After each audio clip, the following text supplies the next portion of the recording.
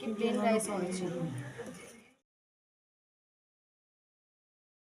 শুভ সকাল সবাইকে, অনেক অনেক ভালোবাসা জানিয়ে আজকে ব্লগটা শুরু করছি। গতকাল রাতে মাদের বাড়ি থেকে তালের বড়া, তারপরে এই যে বৌদি বানিয়েছিল, মানে তেলে ভেজে বানিয়েছে, প্যাকেটের টানা, ঘরেই বানানো, আর নিয়ে এসেছিলাম। সেটা আজকে সজলকে দিয়ে দেবো সকালবেলা, ও অফিসে চলে যাবে। তারপর আমি আজকে মার বাড়িতে যাব। পুজো দেওয়া, ঘর পোছা, এই মুহূর্তে সমস্ত বাসি কাজ আমার সারা হয়ে গেছে।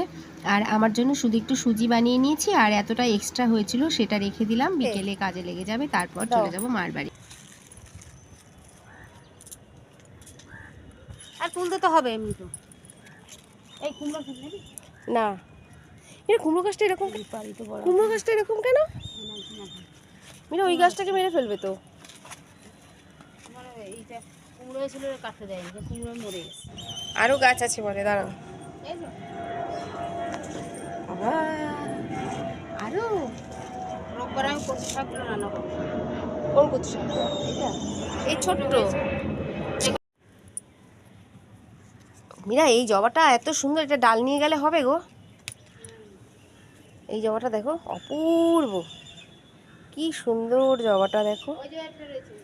হ্যাঁ, ওটাও লাল, কিন্তু দেখো লাল, কিন্তু দুটো জবার মধ্যে কত পার্থক্য। এই দেখো, এটা কত সুন্দর লাগছে না বলো?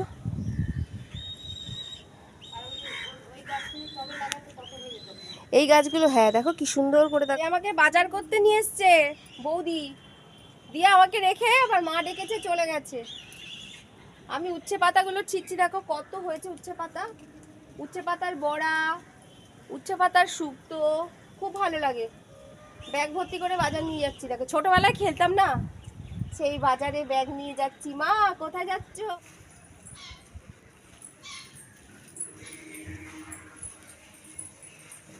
বাজার করে নিয়ে এসছি আমি রে, বাজার করে নিয়ে এসছি মা।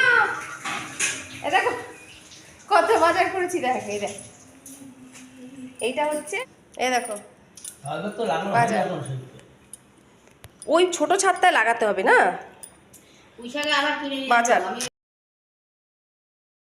তারপর চলে এসেছিলাম দেখো বাড়িতে এসে ডাল সেদ্ধ দিয়ে সোনাকে একটুখানি ভাত খাইয়ে দেবো, মানে মেখে দেবো, ও তাড়াতাড়ি খাবে, ওর ক্লাস আছে। তারপর আমি অন্য কাজে লাগবো। আজকে রান্না করব ওই মেথি চিকেন।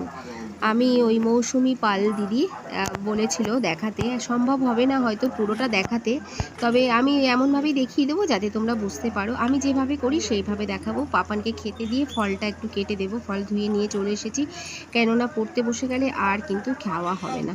এবার দেখো ফলটা ওকে দিয়ে দেবো, ক্লাস শুরু হয়ে যাবে, বসে পড়লে আর কথা বলা যাবে না, সেই জন্য আগে ওকে দিয়ে তারপরে রান্নার দিকে যাব। মোটামুটি রান্না কম। আজকে আবার মাদের বাড়িতে বিকেলে মাতৃ সম্মেলন আছে, সেখানে যেতে হবে, সেই জন্য তাড়াহুড়ো করে কাজ সারাটাও আছে। চিকেন নিয়ে এসছে, চিকেনটা ধুয়ে ম্যারিনেট করে রেখে দেবো। আর তার আগে দেখো ডালটা নামিয়ে নেব, যা যা কাজ ছিল রান্নাঘরটা একটু পরিষ্কার করে নেবো। একটাতে ডাল বসিয়ে দিয়েছি, এই দেখো ডালটা হয়ে এসেছে, প্লেন ডালই করেছিলাম আজকে। আর তারপরে চিকেনটা, আর একটার মধ্যে দিয়েছি কি জানো, আর একটা উনুনে আমি কচুর ঘাটি সেদ্ধ বসিয়েছি। আর এই যে দেখো মেথি যে কসুরি মেথি, সেটা নিয়েছি, নিয়ে এটাকে বেটে নেবে শিলে একটুখানি, আর জল ঝরিয়ে নিয়েছি দেখো মাংসটাকে। তার মধ্যে টক দই, টমেটো কুচি আর খানিকটা পেঁয়াজ কুচি এর মধ্যে দিয়ে দেব, দিয়ে ভালো করে চটকে মেখে নিতে হবে। আর ওখানে কসুরি মেথি, আদা, রসুনটা আমি ভালো করে শিলে বেটে নিয়েছি, আর কাঁচা লঙ্কা আছে 2-4টে। এবার আরেকটু পেঁয়াজ দিয়ে দিলাম, দিয়ে ভালো করে মেখে নেব। মেখে এবার নুন দিয়ে দেব, হলুদ দিয়ে দেব, আর লাল লঙ্কা। অনেকে লাল লঙ্কা যারা খাও না তারা নাও দিতে পারো, কিন্তু আমাদের ঘরে আবার মাংসটা একটু লাল লাল পছন্দ করে, সেই জন্য আমি ঝাল লঙ্কাটাই দিয়েছিলাম। দিয়ে ম্যারিনেট করে রেখে দেবো আমি 1 ঘন্টা মতন। তো 1 ঘন্টায় আমার অন্যান্য কাজগুলো সব হয়ে যাবে। তো এটাকে একটা বাটির মধ্যে দিয়ে এবার ঢাকা দিয়ে রেখে দেবো বেশ খানিকক্ষণের জন্য।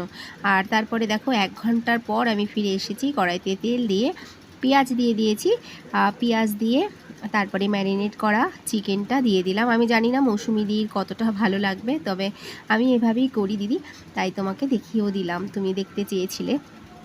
আর তারপরে কষাতে তারপর দেখো যখন জলটা পুরো হয়ে যাবে, মানে মজে আসবে, আমার তেল বেরিয়ে যাবে, তখন ঢাকা দিয়ে দেব।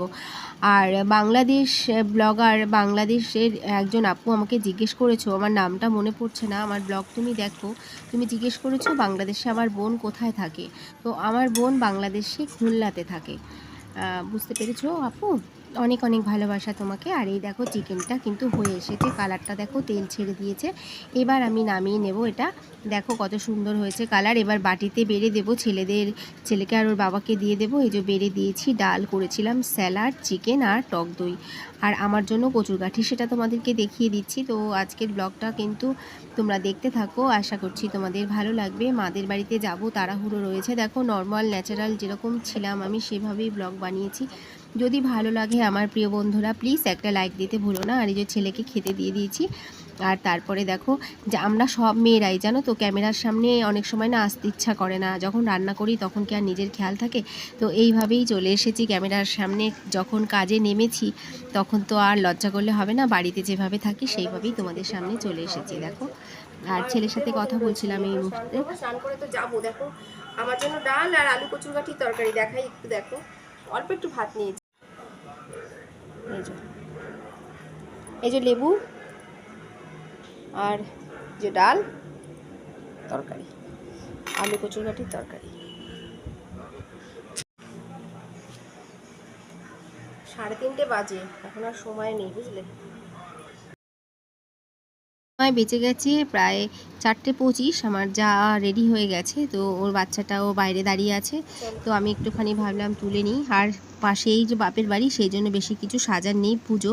আর এই দেখো লোকজন সব চলে এসেছে, ঘর ভর্তি হয়ে গেছে। তো দেখিয়ে দিচ্ছিলাম, মনটা একটু খারাপ হচ্ছিল মার জন্য। প্রত্যেকবার মা ঠাকুরের কথা বলে, সবাই শোনার জন্য একদম বসে থাকে মায়ের কথা। তো এবার তো মায়ের পা ভেঙে গেছে কারণে মা তো আর এখানে উঠে আসতে পারবে না, সবাই মার সাথে ঘরে গিয়ে দাসের ঘরে চলে গেছিলাম। খুব কষ্ট হচ্ছিল মার জন্য, মার মুখটা দেখে মনে হচ্ছিল মা যেন কষ্ট পাচ্ছে, মা হাঁটতে পারছে না বলে।